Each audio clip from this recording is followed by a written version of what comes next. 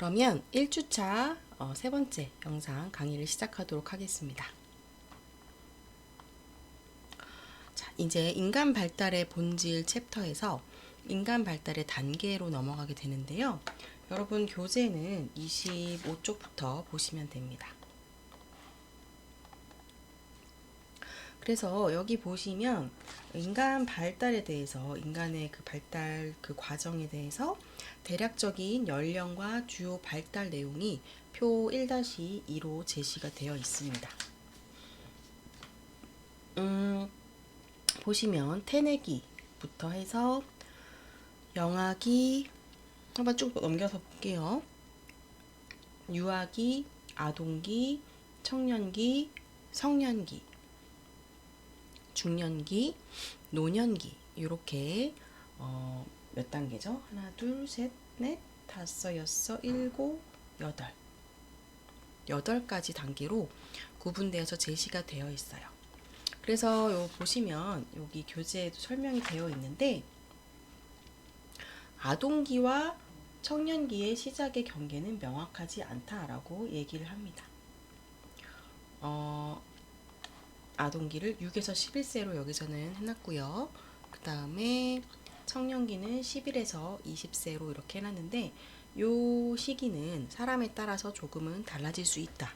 인간의 그런 성숙과 발달에 개인차가 있기 때문에 그런 부분은 여러분이 조금 감안을 하셔야 될 것 같아요.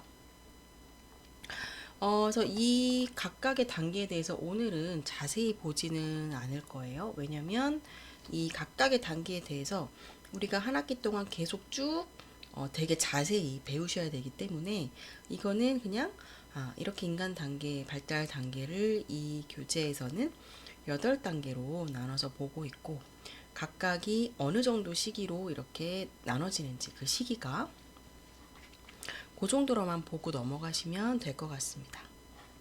그래서 태내기, 엄마가 아이를 임신했을 때부터 아이를 낳게 되는 그 엄마 뱃속에 있는 그 시간도 태내기라고 해서 발달 단계에 포함을 시킵니다. 그래서 아이가 태내 환경으로부터 크게 영향을 받게 되고요. 그 다음에 태어나서 2세까지 영아기라고 하는데요. 이때는 이제 신생아라고 얘기를 이제 하죠. 태어나자마자는 의존적이긴 하지만 나름대로 다양한 능력을 가지고 있고요. 네. 넘어가면 유아기는 2세에서 6세까지.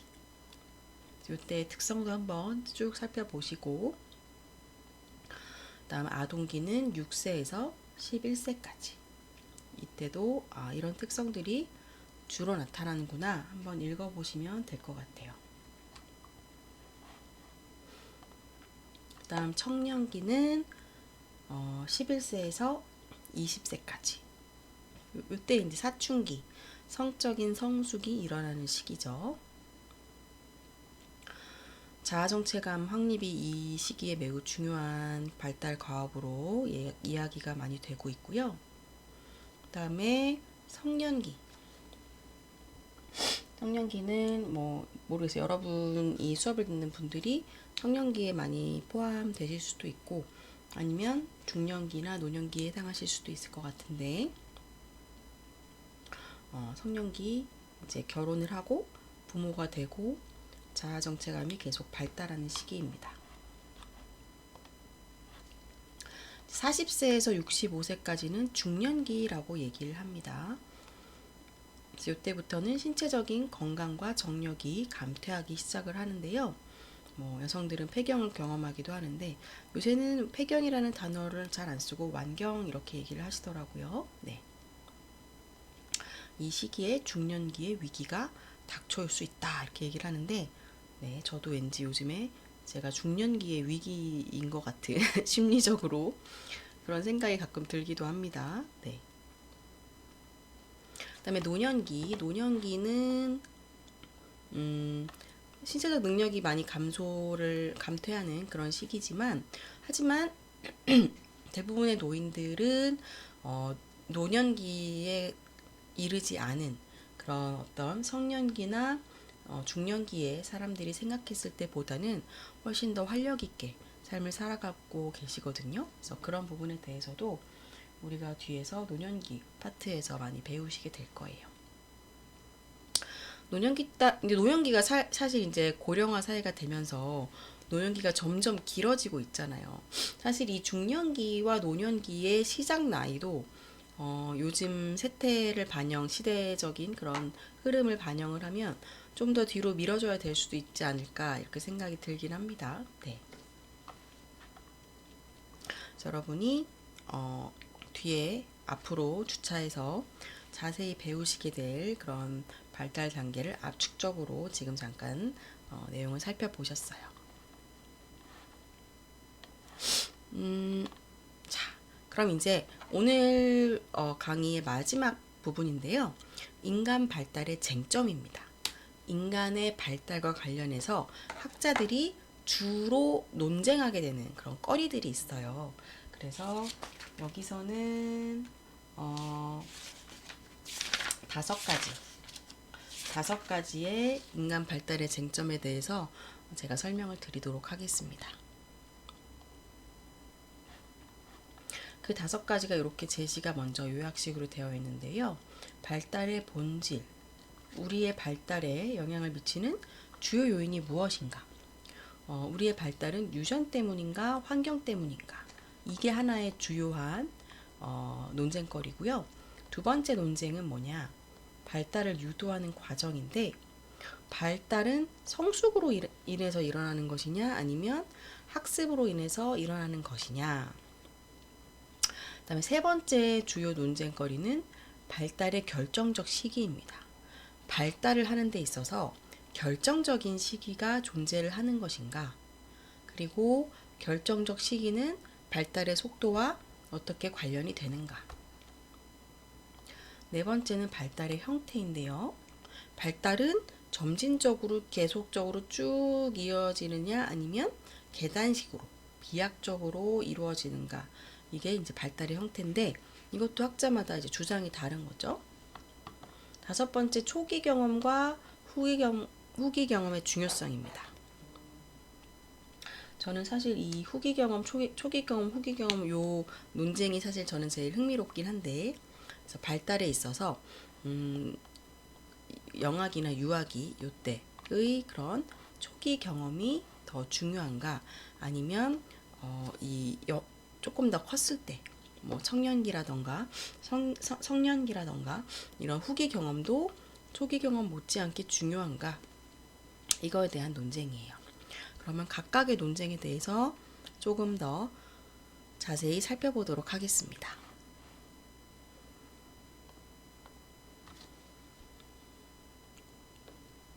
여러분은 30페이지, 교재 30페이지를 보시면 될 것 같고요. 자, 여러분도 지금 한번 대답을 한번 해보세요. 인간의 발달은 유전의 영향이 더 클까요? 환경의 영향이 더 클까요? 일단 잠깐 생각을 한번 해보세요. 우리는 우리에게 프로그래밍 되어 있는 유전의 영향에 따라서 발달을 하는 걸까? 아니면 우리의 유전보다는 내가 살아온 환경이 더 많이 우리에게 영향을 미치는 걸까? 이거에 대해서 과거에 학자들은 이렇게 나눠졌습니다. 처음에 전성설을 주장한 학자들은 인간은 남성의 정자나 여성의 난자 안에 이미 완벽한 형상, 유전을 얘기를 하는 거죠. 강조하는 거죠. 이미 완벽한 형상으로 이렇게 갖추어져 있다라고 얘기를 하는 거예요. 이미 다 정해져 있고 태어나서 그냥 그거대로 쭉 발달하는 것이다 라는 게 전성설에서 그 주장하는 바였고, 그 다음에 존 로크는 인간은 백지 상태로 태어난다라고 주장을 합니다. 조금 뭐랄까 조금 극단적인 그런 주장이라고 볼 수 있는데, 우리가 생물학적 기초가 없다, 백지 상태인 것이다, 이렇게 얘기를 하는 거예요. 우리에게는 환경적인 영향력만이 우리의 모든 발달 변화를 설명한다, 이렇게 다소 과격한 주장을 한 거죠. 여러분은 어느 쪽의 입장이 더 끌리시나요? 사실 여러분은 이미 정답을 어느 정도 알고 계실 것 같습니다.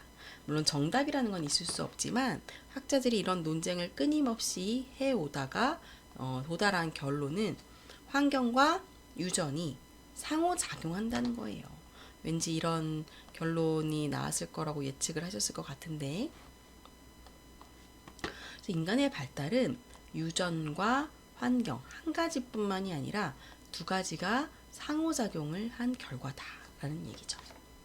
그래서 여기 이런 말이 나옵니다. 인자형이 표현형을 제한한다. 그 얘기는 뭐냐면 이게 이제 유전에 대한 부분이고 표현형이 이제 환경에 대한 부분이에요. 그래서 우리가 환경적으로 이제 영양 섭취를 많이 하면 키가 3m까지 자랄 수 있느냐? 물론 3m 막 기네스북 이런 데 3m인 분들도 있는 것 같긴 한데, 어쨌든 우리 대부분 보통의 사람들은 아무리 내가 많이 먹고 영양 섭취를 잘한다고 해도 3m 이상 자라기는 힘듭니다. 왜냐면 우리의 유전에는 그렇게까지 3m까지 크게는 되어 있지 않기 때문이죠. 그것을 우리가 인자형이 표현형을 제한한다 이렇게 표현을 하는 거고요. 그 다음에 비슷한 얘기인데 환경적인 요인, 우리가 갖고 있는 환경적인 요인은 우리의 유전적인 잠재력이 실현될 수 있는 정도와 범위를 제한한다는 얘기예요. 그러니까 위에 거는 유전이 환경을 어느 정도 제한한다는 얘기고, 방금 말씀드린 부분은 환경이 유전의 범위를 어느 정도 제한적으로 준다는 뜻입니다.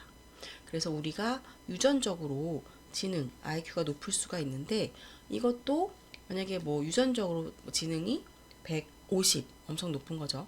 150인 사람이 너무 열악한 환경에서 태어났어요. 그러면 150이 아니라 135, 여기 15점 정도 범위라고 되어 있는데, 예를 들면 그 환경의 제한 때문에 유전적인 부분에서도 이렇게 잠재력 실현이 덜 될 수 있다는 얘기를 하는 겁니다. 그래서 이 첫 번째 유전과 환경의 논쟁에서는 두 가지가 서로 상호작용을 한다는 거고요. 여기서 우리가 시사점으로 가져가야 될 부분은, 그렇기 때문에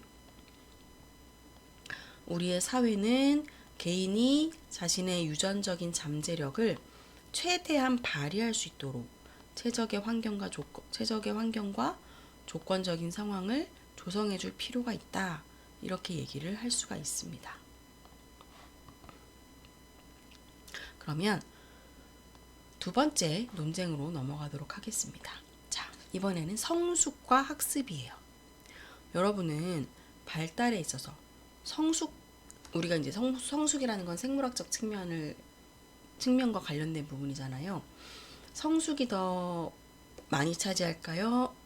학습이 더 많이 차지할까요? 자, 먼저 성숙론자의 관점을 보겠습니다. 성숙론자는 성숙을 중시하는 사람들이죠. 좋지 않은 환경이 인간 발달을 저해하는 요인이 될 수도 있지만 기본적으로 성작은 성숙에 의존을 한다. 그러니까 이 사람들은 좋지 않은 환경 때문에 인간 발달이 저해되더라도 어쨌든 우리가 발달하는 데는 성숙의 많은 부분 의존한다라고 얘기하는 거고요. 학습론자는 그냥 이렇게 공부하는 학습뿐만 아니라 우리가 살면서 경험하는 것들을 다 이제 학습이라고 보는 거죠. 그래서 학습을 중시하는 학습론자들은 발달에서 개개인이 어떤 경험을 하는가를 매우 중요하게 강조를 하고 있습니다. 근데 여기서도 사람들이 어떻게 결론을 냈을까요? 앞에 첫 번째 논쟁에서 여러분이 힌트를 얻으셨을 것 같은데, 자, 성숙과 학습의 결합이라고 이제 얘기를 합니다. 그래서 우리의 발달은 성숙만 있는 것도 아니고 학습만 있는 것도 아니고 이 두 가지가 결합해서 발달이 일어난다 이렇게 보는 관점인데요. 뭐 교재 예시를 보면 볼비와 앤스워스의 연구가 나와 있어요. 그래서 이 31쪽에 아래쪽에 있는 예시인데요. 그래서 성숙과 관련된 것은 생물학적인 경향성이기 때문에 우리가 태어나자마자 생애 초기에 특정한 사람과 애착을 형성하려는 그런 경향이 있거든요. 그거는 우리의 성숙에 해당하는 부분일 텐데 그 이후에 애착 대상과 어떤 경험을 했는지에 따라서 우리의 발달이 많이 달라질 수가 있습니다. 그래서 우리의 이런 애착 관련된 발달은 우리의 성숙적인 측면, 학습적인 측면 두 가지가 결합해서 형성이 된다. 이렇게 보시면 될 것 같아요.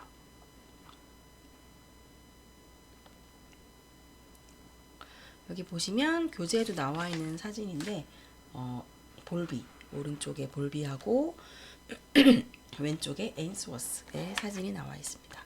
제가 애착 이론을 너무 좋아하기 때문에 잠깐 머물렀습니다. 네. 자, 세 번째 논쟁으로 넘어갈게요. 세 번째 논쟁은 발달이 연속적인가 불연속적인가입니다.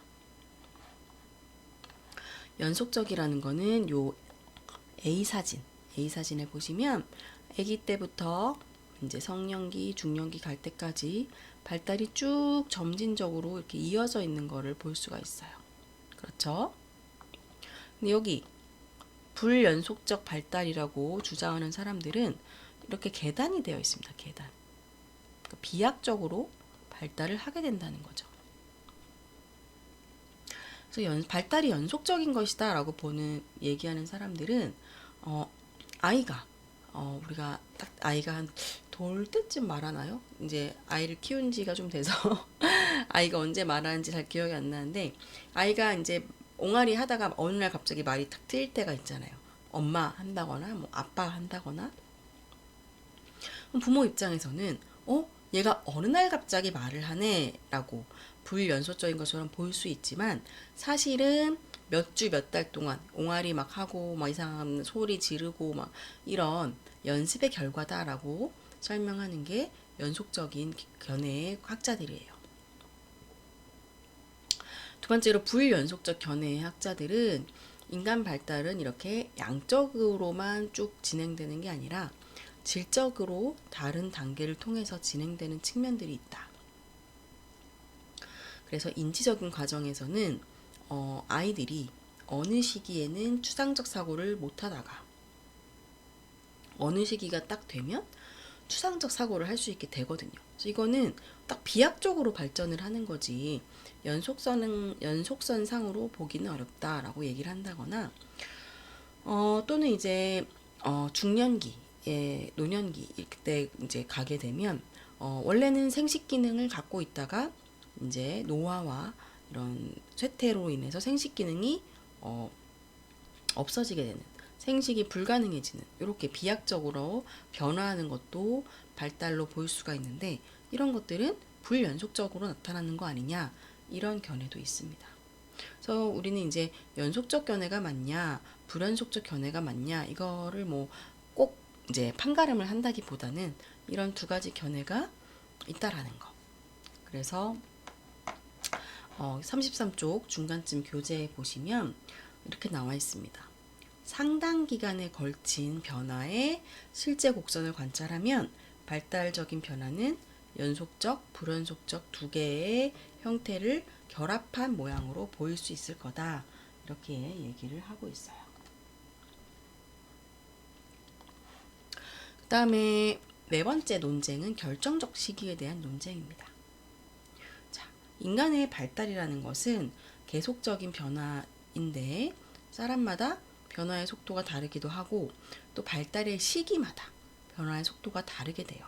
그래서 유아기 때는 변화의 속도가 매우 빠르게 나타나는 걸 알 수 있고 성년기가 되면 변화 속도가 느려지는 걸 우리가 알 수가 있는데 그러면 발달에서 결정적 시기라는 것이 존재하는가에 대한 사람들의 논쟁이 있었습니다. 이 결정적 시기가 존재하는지 아닌지를 확실하게 확인을 하고 싶어도 이게 연구 대상이 인간이기 때문에 그거를 확인하는 것은 좀 윤리적으로 문제가 될 수 있어요. 예를 들면 어떤 아이가 언어를 배우는 결정적 시기에 언어 습득할 수 있는 노출을 아예 안 해버리는 거예요. 결정적 시기가 있냐 없냐를 보기 위해서 한 아이의 언어 습득에 결정적 시기에 언어를 못 배우게 하면 그 아이는 그 시기를 지나가서 언어를 계속해서 못 배울 수 있거든요. 그래서 이런 윤리적인 문제 때문에 결정적 시기는 연구를 하기가 사실 쉽지가 않습니다. 이것과 관련해서 우연히 우리가 마주하게 된 그런 사례를 보면서 이 내용에 대해서 이제 생각해 볼 수 있는데, 보시면 19세기 초에 이타드 박사와 빅터, 이제 빅터는 12살 아이예요. 이타드 박사가 프랑스 시골에서 이 빅터라는 아이를 이제 발견을 하게 된 건데, 이 아이가 발견되었을 때 말을 못했어요. 말을 못하니까 사람들이 거의 동물처럼 취급을 했단 말이에요.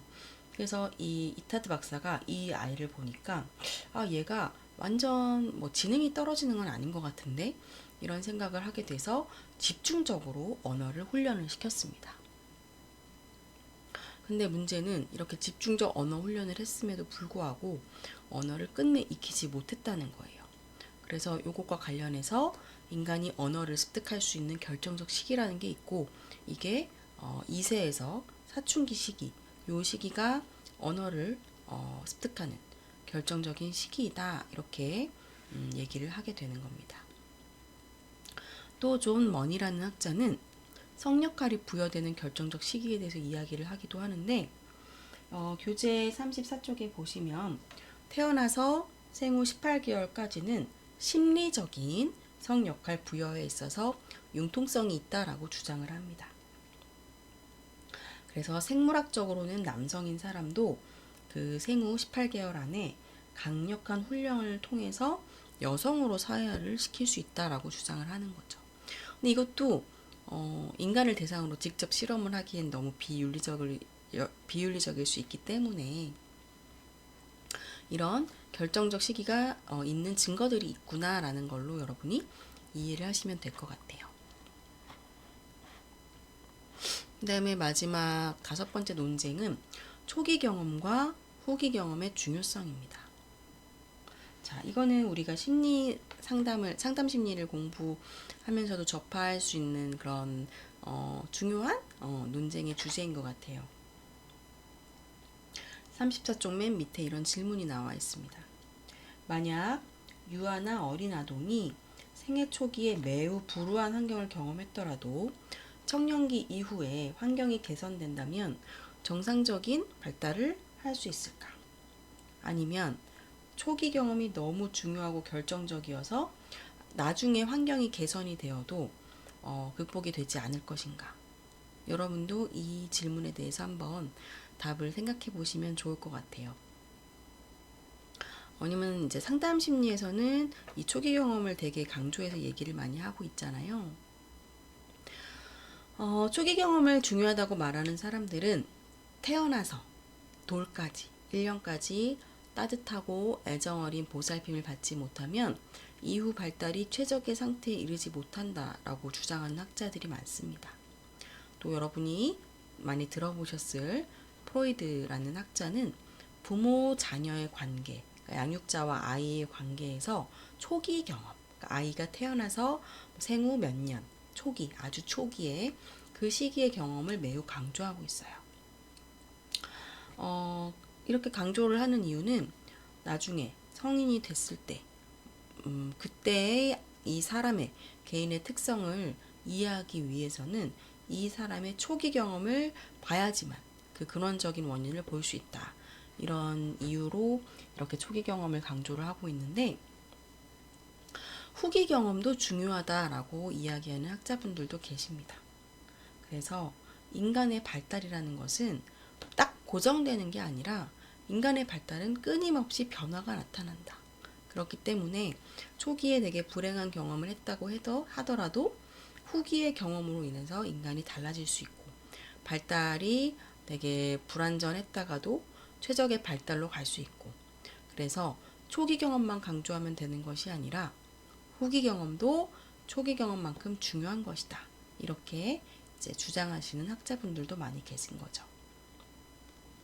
우리 한국이 포함되어 있는 아시아 문화권에서는 6, 7세 이후에 겪게 되는 경험이 인간 발달에 있어서 중요한 측면이다. 이렇게 인식을 하고 있기도 합니다. 이 부분은 우리가 이제 이 5번째 초기 경험, 후기 경험의 중요성까지 말씀드렸는데 이 5가지 논쟁거리에 대해서는 여러분이 나는 어느 쪽의 입장이 좀 더 가까운가 한번 생각해 보셔도 좋을 것 같습니다. 그러면 1주차 강의 영상은 여기까지 하도록 하겠습니다. 감사합니다.